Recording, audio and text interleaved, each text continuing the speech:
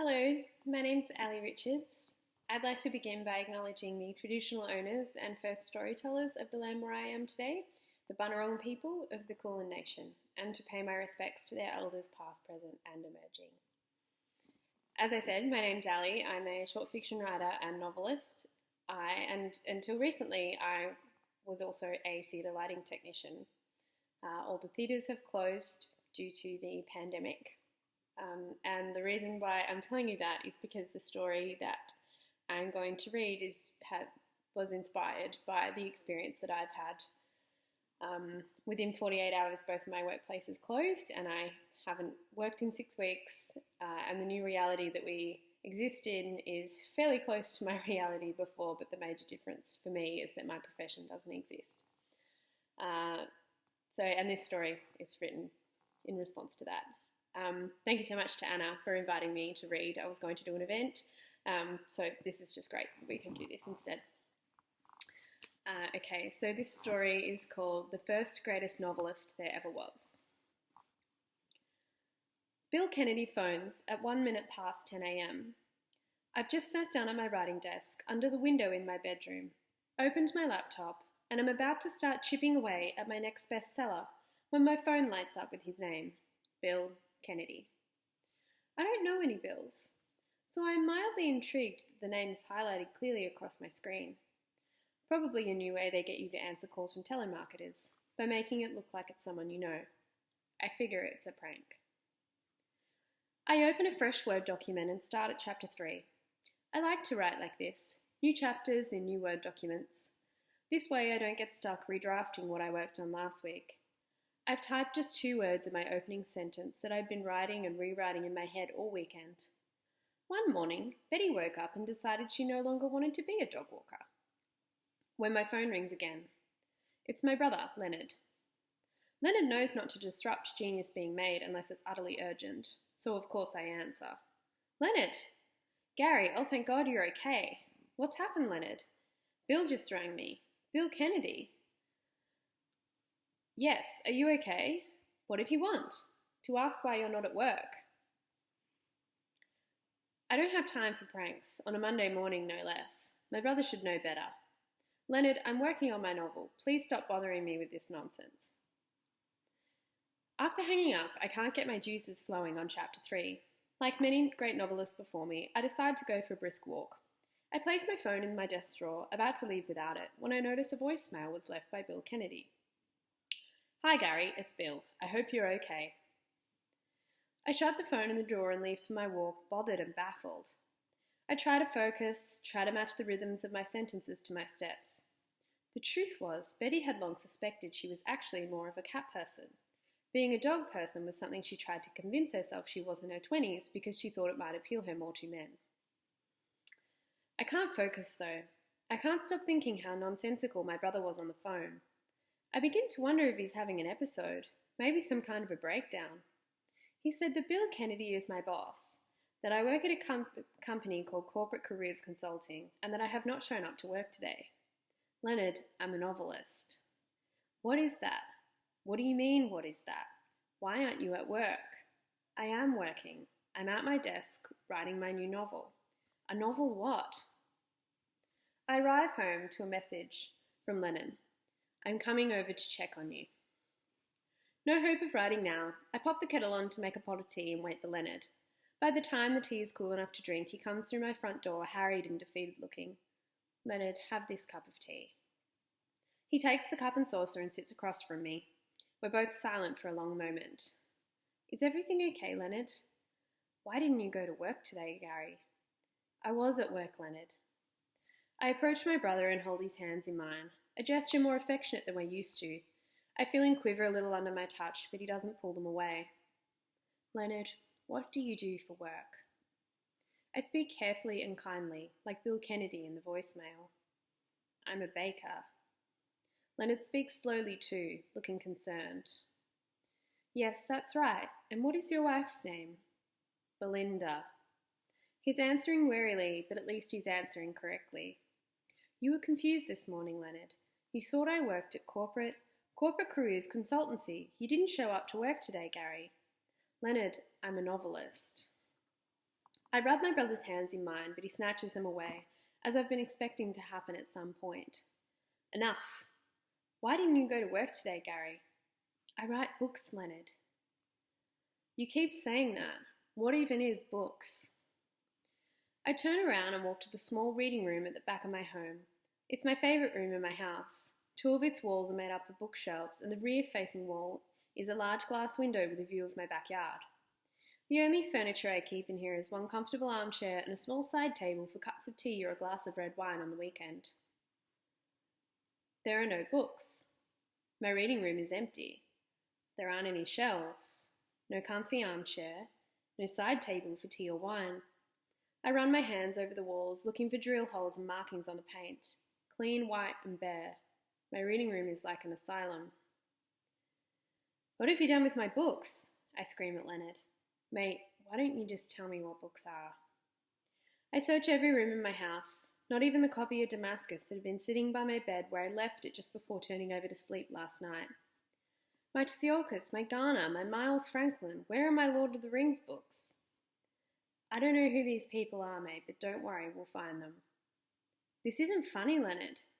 Why don't you have a lie down, Gary? Take it easy. Take this week off work. I'll ring Bill. You never take time off. Surely you have buckets of leave. Lagon Street Readings is a Dick Smith. On the display tables in the entrance, where I collected my copy of Damascus just last week, are new phones and cameras. The counter is in the same place. I swear even some of the staff are the same. Thin men with brown glasses and blue shirts. The young man at the register doesn't even lift his gaze from his screen as I approach him. How can I help you, sir? He asks. When did the readings close down? I was in here just last week. Sorry, sir, what? He looks up to me. I'm wondering how long this Dick Smith store has been here. I don't know. Michael over there has worked here 8 years. I can ask him if you like. On the street outside, I look up to the store's signage, above the entrance, in the same serif font of the Readings logo. Dick Smith, Australia's own since 1969. Paperback Books is a bubble tea.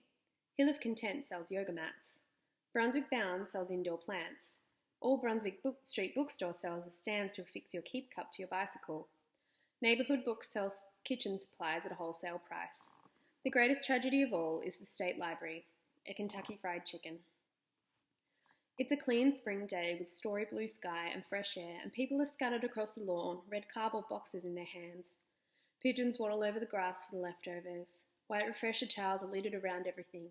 At a distance, they almost look like small sheets of paper, pages torn from books and tossed on the ground. Leonard organises for me an appointment with a psychiatrist. I can afford to pay for the appointment with the savings from the large salary I've been collecting for years from Corporate Careers Consultancy. My bank account has 3 more zeros than before. I attend the appointments and am honest with the psychiatrist named Sorrel because what else do I have to do? My only other option would be to adorn one of the many sets of sky blue shirts and cream chino pants in my cupboard and return to work at Corporate Careers Consulting. Sorrel tries to understand my belief that I'm a novelist by delving into my past and asking questions about my family history and also questions about how I feel each day. She says down the line we may look into antipsychotic medication, but she'll need to continue to assess me until she knows if that is the best option. For the time being, she prescribes me Lexapro. I fill the scripts and don't take the medication, and each week I repeat to her that I am feeling mildly one or the other of the possible side effects that are printed on the side of the box.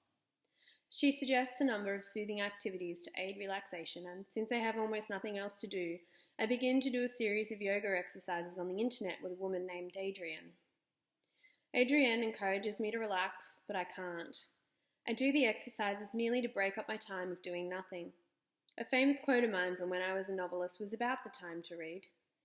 The greatest sadness of being a writer is that the time to write cuts into that of to read. Now I have nothing but time, but also nothing to read. Be careful what you wish for, I suppose. Another famous quote of mine.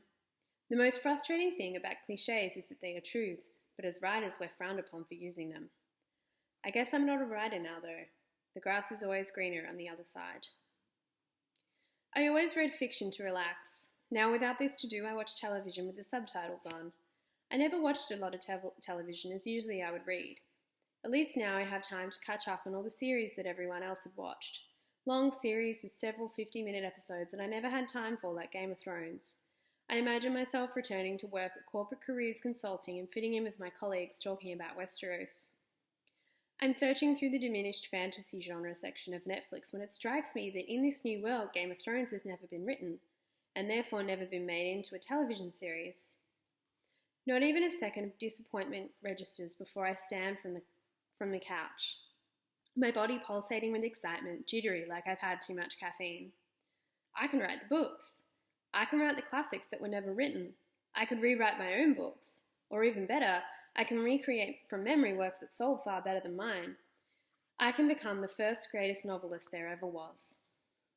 I never read Game of Thrones, but I read all the Harry Potter books with my niece Poppy, some of them several times. The opening lines of Harry Potter are running through my head now, and the next line, and the next line. I feel excited, like I could run for miles on the spot. I can see the story in front of me. I feel like I am somewhere else, in someone else's dream.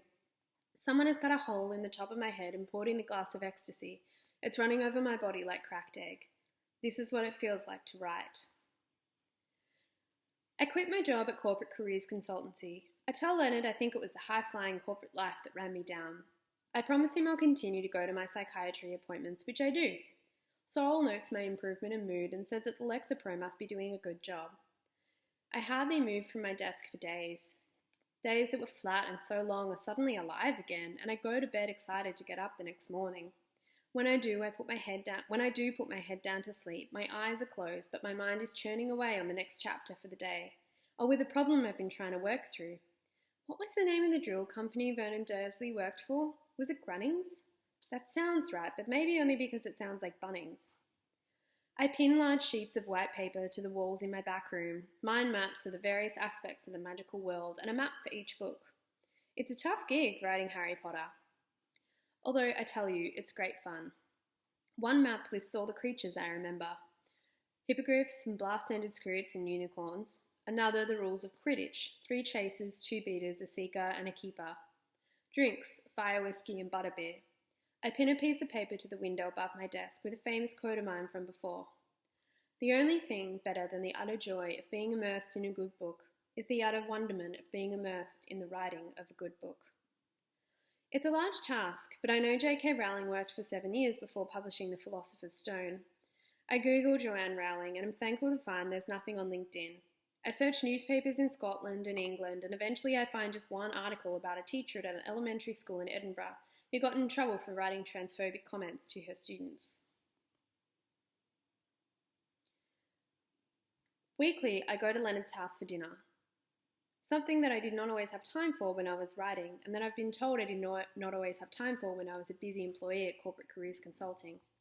Leonard is happy that I seem happy, and we agree the corporate life is not for me. After dinner, I spend time with my niece Poppy. Poppy, let's play a game. Okay, Uncle Gary. The Dursleys of number 4 Privet Drive were perfectly normal, thank you very much. They were proud for you to know they had nothing to do with anything strange or peculiar. Poppy flits in and out of concentration. In a way, it is lucky it's going to take me so much time to rewrite the entire Harry Potter series, because it gives me time to try to interest an entire world in the joys of reading. It's a huge task though, so I try not to think about this too much. It's a worry that hangs in the back of my subconscious, simultaneously making me sad and angry and hate everyone. The same way I feel about climate change. It saddens and infuriates me that people don't understand the joy of a good book. On the plus side, I won't have to be rejected by all those publishers like J.K. Rowling, as I'm going to have to publish Harry Potter myself. After several months of chipping away, I have some rough drafts of the early chapters of The Philosopher's Stone. I don't want to rush and finish the first book before I'm done sketching out the remainder of the story, as I know there needs to be a few key plot points laid out in the early works. I want to test out the work, get a feeling for how well it's flowing, and also give people a taste for reading. I think about going to an open mic comedy night. I'm worried the audience won't understand though, as it won't be funny. Also, it's probably unlikely the audience would be the key demographic for Harry Potter. So instead I go to Swanson Street. I stand in the town hall, away from St. Paul's, so nobody mistakes me for reading from the Bible. I begin at the beginning. Mr. and Mrs. Dursley of number 4 Privet Drive were proud to say they were perfectly normal, thank you very much. Most people swiftly look away and keep walking. The most perturbed are the people wearing the crispest clothing, possibly people I used to work with. A few younger people hang by and listen to my reading. Uni students in jeans and colourful shirts. A few of them begin to film, which boosts my confidence. Mr. Dursley worked at a company called Grunnings and was very excited about a new order of drills he was finalising. So excited was Mr. Dursley, he didn't notice the large owl that swooped past the mailbox that morning. Some of the people watching me walk away, but also some of them smile, which makes me smile. Soon these people will be happier than they have ever known.